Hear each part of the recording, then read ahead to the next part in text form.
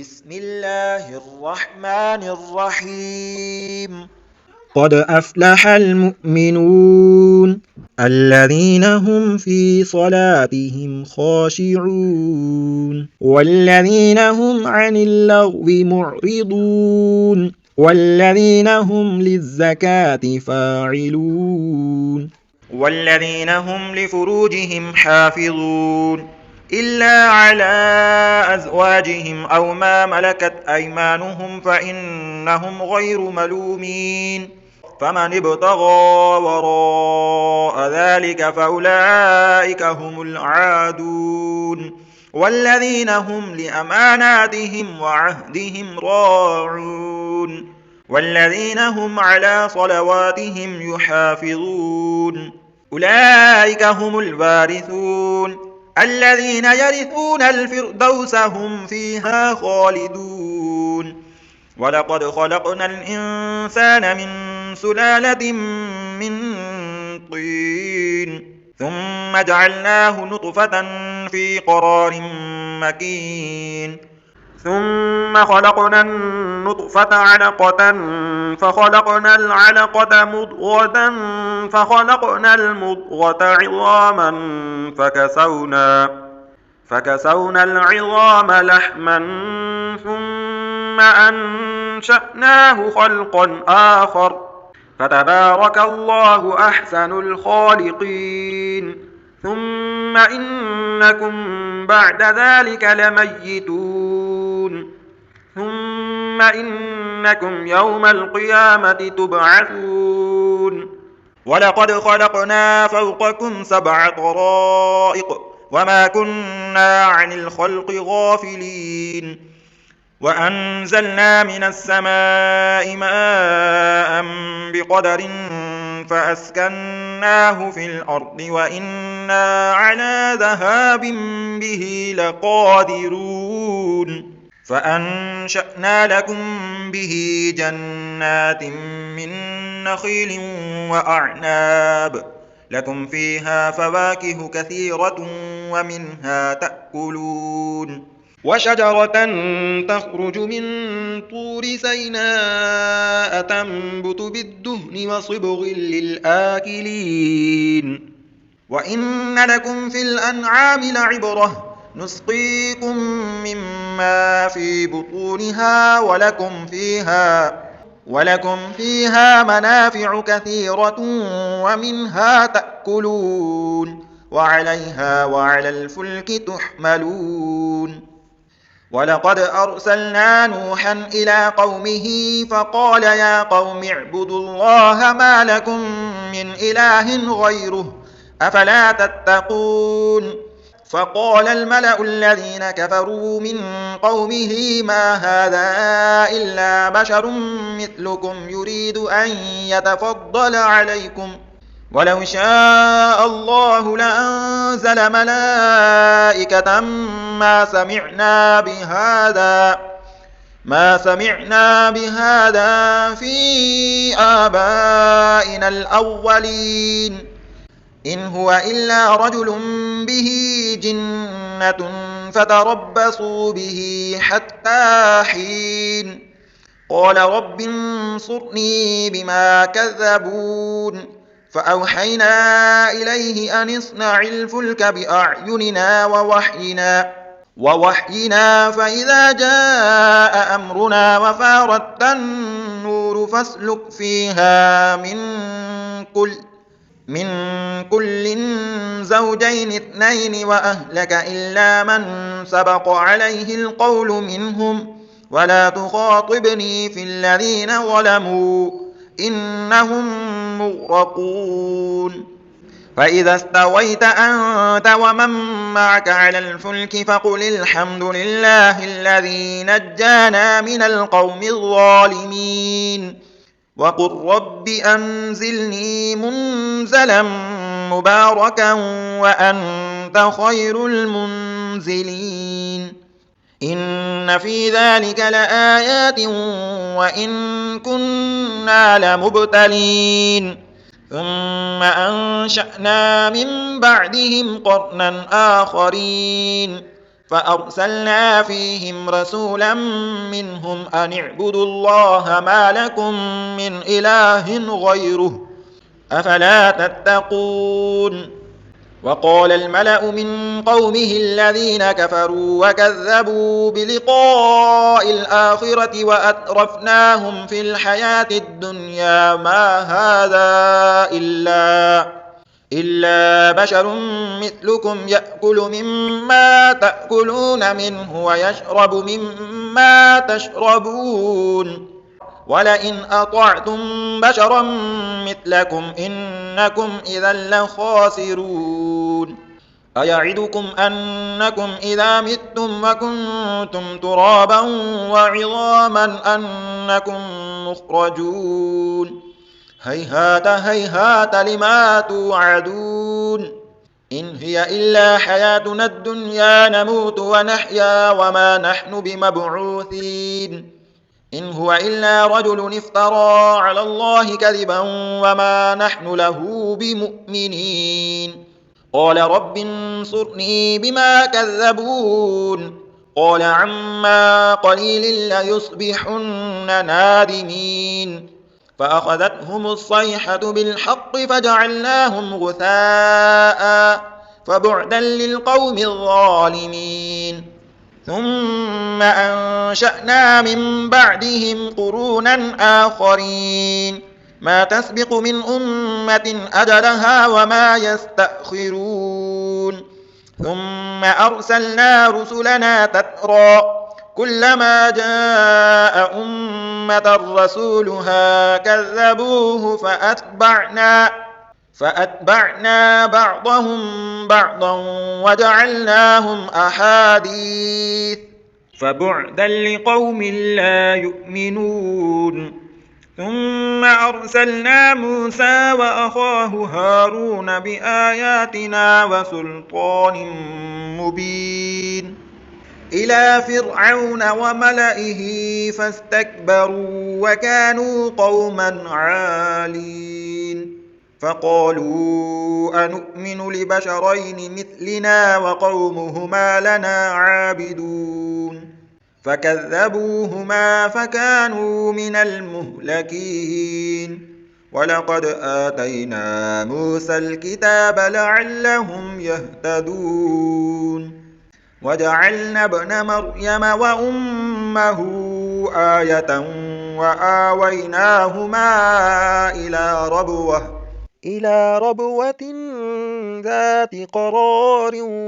ومعين. يا أيها الرسل كلوا من الطيبات واعملوا صالحا إني بما تعملون عليم. وإن هذه أمتكم أمة واحدة وأنا ربكم فاتقون فتقطعوا أمرهم بينهم زبرا كل حزب بما لديهم فرحون فذرهم في غمرتهم حتى حين أيحسبون أن ما نمدهم به من مال وبنين نسارع لهم في الخيرات بل لا يشعرون إن الذين هم من خشية ربهم مشفقون والذين هم بآيات ربهم يؤمنون والذين هم بربهم لا يشركون والذين يؤتون ما آتوا وقلوبهم وجلة أنهم إلى ربهم راجعون أولئك يسارعون في الخيرات وهم لها سابقون ولا نكلف نفسا إلا وسعها ولدينا كتاب ينطق بالحق وهم لا يظلمون بل قلوبهم في غمرة من هذا ولهم أعمال من دون ذلك هم لها عاملون حتى إذا أخذنا مترفيهم بالعذاب إذا هم يجأرون لا تجأروا اليوم إنكم منا لا تنصرون قد كانت آياتي تتلى عليكم فكنتم على أعقابكم تنكصون مستكبرين به سامرا تهجرون أفلم يدبروا القول أم جاءهم ما لم يأت آباءهم الأولين أم لم يعرفوا رسولهم فهم له منكرون أم يقولون به جنة بل جاءهم بالحق وأكثرهم للحق كارهون ولو اتبع الحق أهواءهم لفسدت السماوات والأرض ومن فيهن بل أتيناهم بذكرهم فهم عن ذكرهم معرضون أم تسألهم خرجا فخراج ربك خير وهو خير الرازقين وإنك لتدعوهم إلى صراط مستقيم وإن الذين لا يؤمنون بالآخرة عن الصراط لناكبون ولو رحمناهم وكشفنا ما بهم من ضر للجوا في طغيانهم يعمهون ولقد أخذناهم بالعذاب فما استكانوا لربهم وما يتضرعون حتى إذا فتحنا عليهم بابا ذا عذاب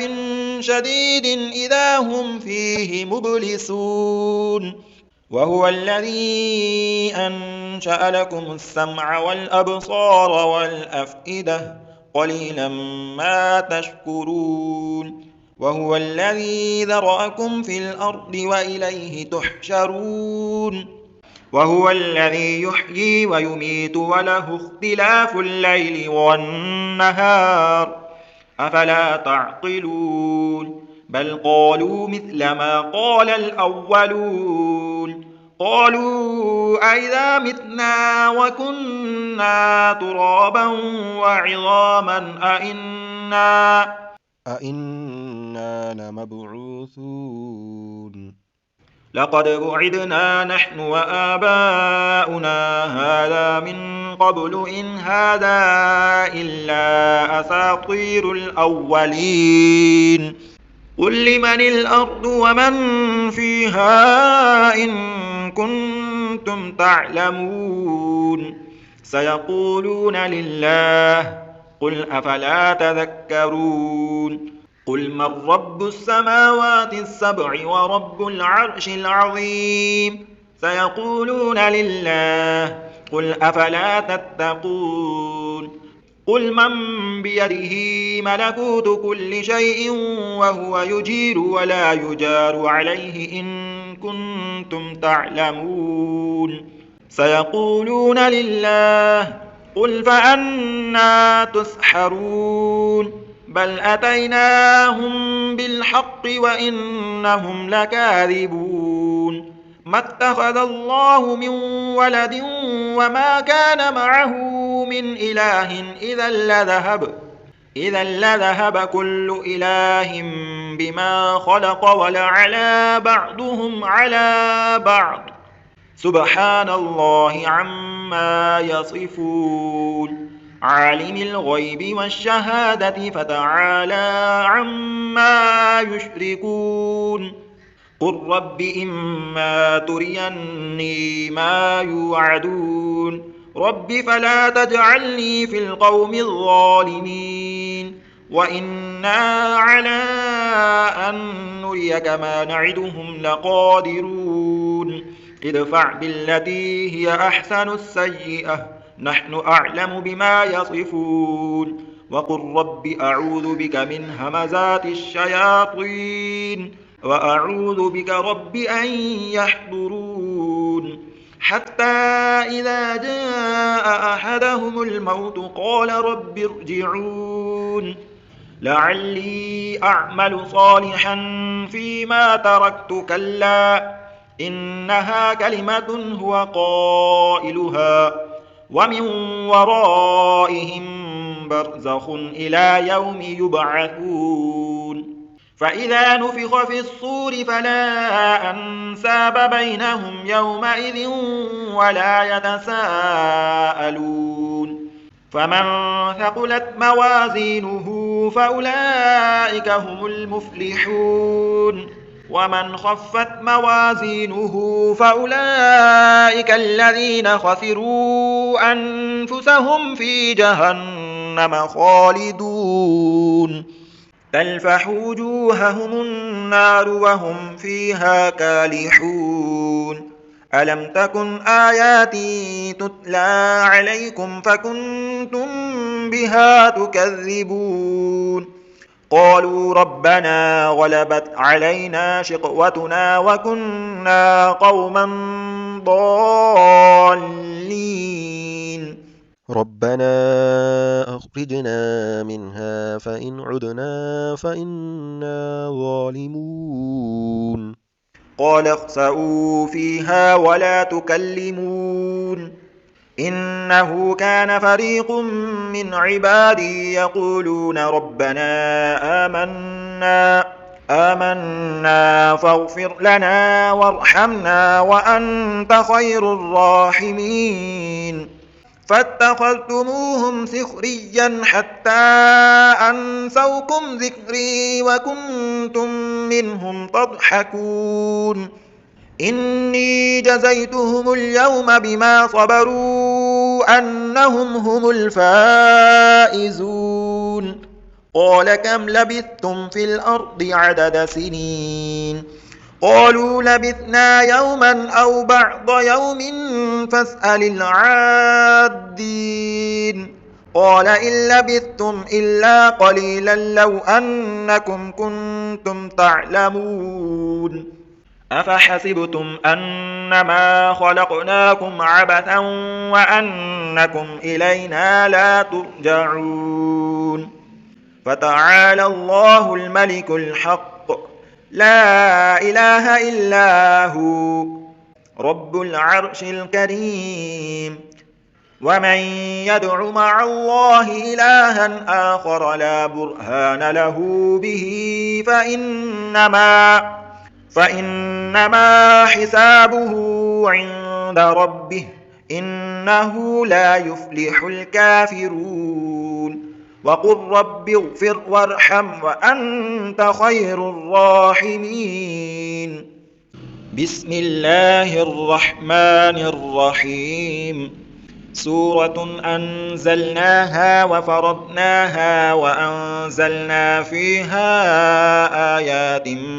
بينات لعلكم تذكرون الزانية والزاني فاجلدوا كل واحد منهما 100 جلدة ولا تأخذكم بهما رأفة في دين الله إن كنتم تؤمنون بالله واليوم الآخر وليشهد عذابهما طائفة من المؤمنين الزاني لا ينكح إلا زانية أو مشركة والزانية لا ينكحها إلا زان أو مشرك وحرم ذلك على المؤمنين والذين يرمون المحصنات ثم لم يأتوا ب4 شهداء فاجلدوهم 80 جلدة ولا تقبلوا لهم شهادة أبدا وأولئك هم الفاسقون إلا الذين تابوا من بعد ذلك وأصلحوا فإن الله غفور رحيم. والذين يرمون أزواجهم ولم يكن لهم شهداء إلا أنفسهم فشهادة أحدهم 4 شهادات بالله إنه لمن الصادقين. والخامسة أن لعنة الله عليه إن كان من الكاذبين. ويدرأ عنها العذاب أن تشهد 4 شهادات بالله إنه لمن الكاذبين. والخامسة أن غضب الله عليها إن كان من الصادقين. ولولا فضل الله عليكم ورحمته وأن الله تواب حكيم. إن الذين جاءوا بالإفك عصبة منكم لا تحسبوه شرا لكم بل هو خير لكم لكل امرئ منهم ما اكتسب من الإثم والذي تولى كبره منهم له عذاب عظيم. لولا إذ سمعتموه ظن المؤمنون والمؤمنات بأنفسهم خيرا وقالوا هذا إفك مبين. لولا جاءوا عليه ب4 شهداء فإذ لم يأتوا بالشهداء فأولئك عند الله هم الكاذبون. ولولا فضل الله عليكم ورحمته في الدنيا والآخرة لمسكم فيما أفضتم فيه عذاب عظيم. إذ تلقونه بألسنتكم وتقولون بأفواهكم ما ليس لكم به علم وتحسبونه هينا وهو عند الله عظيم. ولولا إذ سمعتموه قلتم ما يكون لنا أن نتكلم بهذا سبحانك هذا بهتان عظيم. يعظكم الله أن تعودوا لمثله أبدا إن كنتم مؤمنين. ويبين الله لكم الآيات والله عليم حكيم. إن الذين يحبون أن تشيع الفاحشة في الذين آمنوا لهم عذاب أليم في الدنيا والآخرة والله يعلم وأنتم لا تعلمون. ولولا فضل الله عليكم ورحمته وأن الله رؤوف رحيم. يا أيها الذين آمنوا لا تتبعوا خطوات الشيطان ومن يتبع خطوات الشيطان فإنه يأمر بالفحشاء والمنكر. ولولا فضل الله عليكم ورحمته ما زكى منكم من أحد أبدا ولكن الله يزكي من يشاء والله سميع عليم. ولا يأتل أولو الفضل منكم والسعة أن يؤتوا أولي القربى والمساكين والمهاجرين في سبيل الله وليعفوا وليصفحوا ألا تحبون أن يغفر الله لكم والله غفور رحيم. إن الذين يرمون المحصنات الغافلات المؤمنات لعنوا في الدنيا والآخرة ولهم عذاب عظيم. يوم تشهد عليهم ألسنتهم وأيديهم وأرجلهم بما كانوا يعملون. يومئذ يوفيهم الله دينهم الحق ويعلمون أن الله هو الحق المبين. الخبيثات للخبيثين والخبيثون للخبيثات والطيبات للطيبين والطيبون للطيبات أولئك مبرؤون مما يقولون لهم مغفرة ورزق كريم يا أيها الذين آمنوا لا تدخلوا بيوتا غير بيوتكم حتى تستأنسوا وتسلموا على أهلها ذلكم خير لكم لعلكم تذكرون فإن لم تجدوا فيها أحدا فلا تدخلوها حتى يؤذن لكم وإن قيل لكم ارجعوا فارجعوا هو أزكى لكم والله بما تعملون عليم ليس عليكم جناح أن تدخلوا بيوتا غير مسكونة فيها متاع لكم والله يعلم ما تبدون وما تكتمون قل للمؤمنين يغضوا من أبصارهم ويحفظوا فروجهم ذلك أزكى لهم إن الله خبير بما يصنعون وقل للمؤمنات يغضضن من أبصارهن ويحفظن فروجهن ولا يبدين زينتهن إلا ما ظهر منها وليضربن بخمرهن على جيوبهن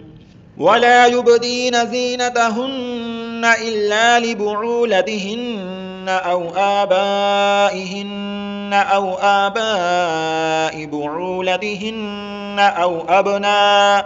أو أبنائهن أو أبناء بعولتهن أو إخوانهن أو بني إخوانهن أو بني أخواتهن أو نسائهن أو ما ملكت أيمانهن أو التابعين غير أولي الإربة من الرجال أو الطفل الذين لم يظهروا على عورات النساء ولا يضربن بأرجلهن ليعلم ما يخفين من زينتهن وتوبوا إلى الله جميعا أيها المؤمنون لعلكم تفلحون وأنكحوا الأيام منكم والصالحين من عبادكم وإمائكم إن يكونوا فقراء يغنهم الله من فضله والله واسع عليم وليستعفف الذين لا يجدون نكاحا حتى يغنيهم الله من فضله والذين يبتغون الكتاب مما ملكت أيمانكم فكاتبوهم إن علمتم فيهم خيرا وآتوهم مما لله الذي آتاكم ولا تكرهوا فتياتكم على البغاء إن أردنا تحصنا لتبتغوا عرض الحياة الدنيا ومن يكرههن فإن الله من بعد إكراههن غفور رحيم ولقد أنزلنا إليكم آيات مبينات ومثلا من الذين خلوا من قبلكم وموعظة للمتقين الله نور السماوات والأرض مثل نوره كمشكاة فيها المصباح في زجاجة الزجاجة كأنها كوكب دري يوقد من شجرة مباركة زيتونة لا شرقية ولا غربية يكاد زيتها يضيء ولو لم تمسسه نور على نور يهدي الله لنوره من يشاء ويضرب الله الأمثال للناس والله بكل شيء عليم في بيوت أذن الله أن ترفع ويذكر فيها اسمه يسبح له فيها بالغدو والآصال رجال لا تلهيهم تجارة ولا بيع عن ذكر الله وإقام الصلاة وإيتاء الزكاة يخافون يوما تتقلب فيه القلوب والأبصار ليجزيهم الله أحسن ما عملوا ويزيدهم من فضله والله يرزق من يشاء بغير حساب والذين كفروا أعمالهم كسراب بقيعة يحسبه الظمآن ماء حتى إذا جاءه لم يجده شيئا ووجد الله عنده فوفاه حسابه والله سريع الحساب أو كظلمات في بحر لجي يغشاه موج من فوقه سحاب ظلمات بعضها فوق بعض إذا أخرج يده لم يكد يراها ومن لم يجعل الله له نورا فما له من نور ألم تر أن الله يسبح له من في السماوات والأرض والطير صافات كل قد علم صلاته وتسبيحه والله عليم بما يفعلون ولله ملك السماوات والأرض وإلى الله المصير ألم تر أن الله يزجي سحابا ثم يؤلف بينه ثم يجعله ركاما فترى الودق يخرج من خلاله وينزل من السماء من جبال فيها من برد فيصيب به من يشاء ويصرفه عن من يشاء يكاد سنا برقه يذهب بالأبصار يقلب الله الليل والنهار إن في ذلك لعبرة لأولي الأبصار والله خلق كل دابة من ماء فمنهم من يمشي على بطنه ومنهم من يمشي على رجلين ومنهم من يمشي على أربع يخلق الله ما يشاء إن الله على كل شيء قدير لقد أنزلنا آيات مبينات والله يهدي من يشاء إلى صراط مستقيم ويقولون آمنا بالله وبالرسول وأطعنا ثم يتولى فريق منهم من بعد ذلك وما أولئك بالمؤمنين وإذا دعوا إلى الله ورسوله ليحكم بينهم إذا فريق منهم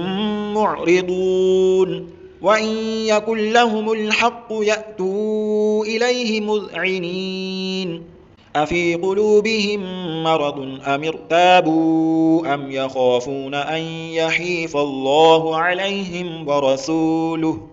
بل أولئك هم الظالمون إنما كان قول المؤمنين إذا دعوا إلى الله ورسوله ليحكم بينهم أن يقولوا سمعنا وأطعنا وأولئك هم المفلحون ومن يطع الله ورسوله ويخشى الله ويتقه فأولئك هم الفائزون وأقسموا بالله جهد أيمانهم لئن أمرتهم ليخرجن قل لا تقسموا طاعة معروفة إن الله خبير بما تعملون قل أطيعوا الله وأطيعوا الرسول فإن تولوا فإنما عليه ما حمل وعليكم ما حملتم وإن تطيعوه تهتدوا وما على الرسول إلا البلاغ المبين وعد الله الذين آمنوا منكم وعملوا الصالحات ليستخلفنهم في الأرض كما استخلف الذين من قبلهم وليمكنن لهم دينهم الذي ارتضى لهم وليبدلنهم من بعد خوفهم أمنا يعبدونني لا يشركون بي شيئا ومن كفر بعد ذلك فأولئك هم الفاسقون فأقيموا الصلاة وآتوا الزكاة وأطيعوا الرسول لعلكم ترحمون لا تحسبن الذين كفروا معجزين في الأرض ومأواهم النار ولبئس المصير يا أيها الذين آمنوا ليستأذنكم الذين ملكت أيمانكم والذين لم يبلغوا الحلم منكم 3 مرات من قبل صلاة الفجر وحين تضعون ثيابكم من الظهيرة ومن بعد صلاة العشاء 3 عورات لكم ليس عليكم ولا عليهم جناح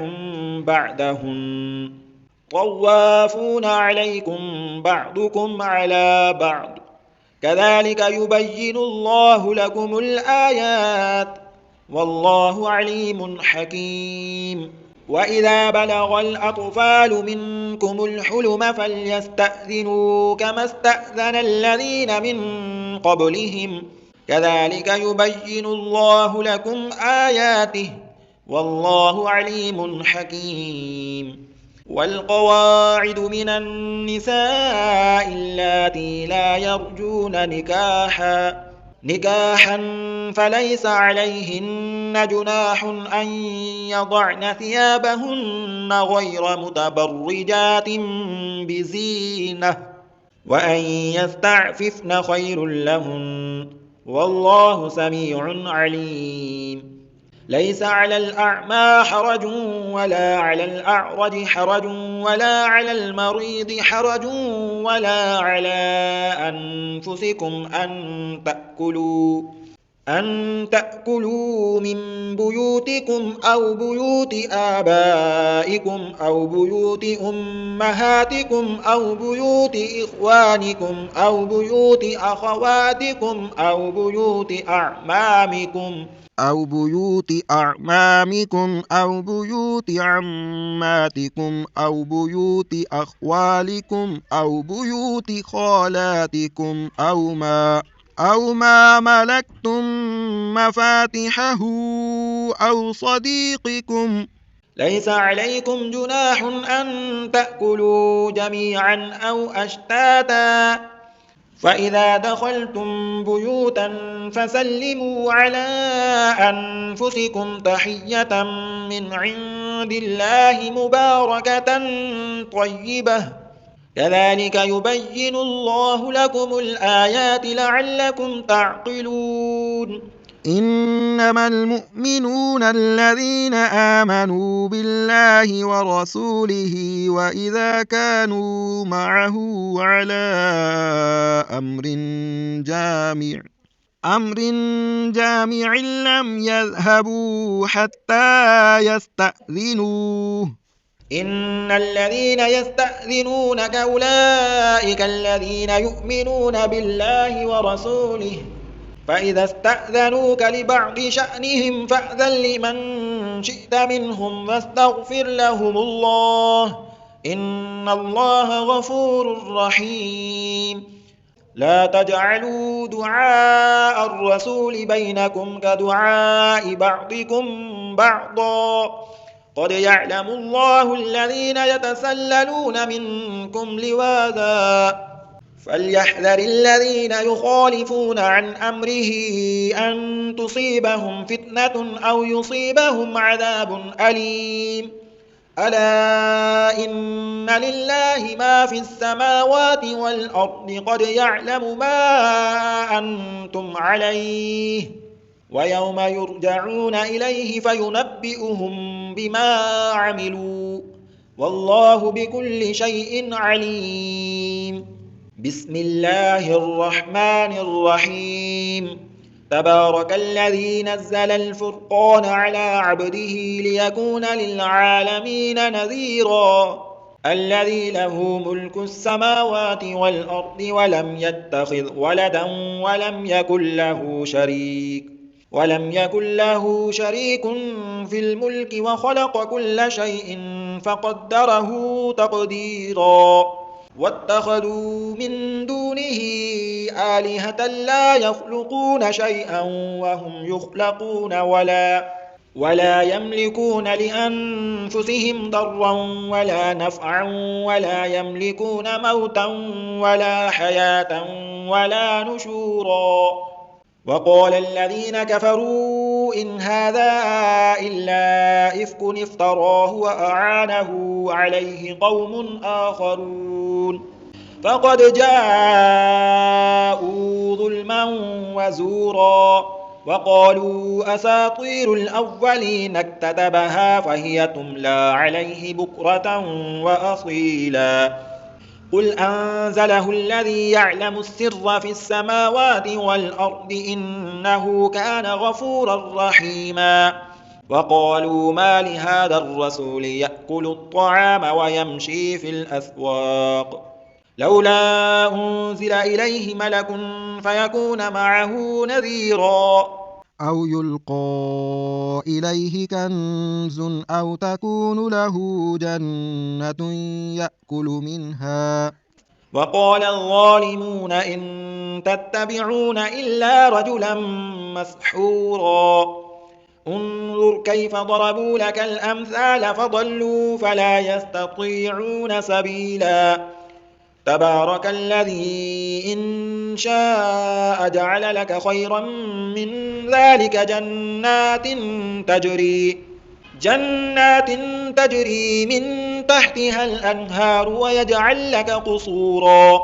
بل كذبوا بالساعة وأعتدنا لمن كذب بالساعة سعيرا إذا رأتهم من مكان بعيد سمعوا لها تغيظا وزفيرا وإذا ألقوا منها مكانا ضيقا مقرنين دعوا هنالك ثبورا لا تدعوا اليوم ثبورا واحدا وادعوا ثبورا كثيرا قل أذلك خير أم جنة الخلد التي وعد المتقون كانت لهم جزاء ومصيرا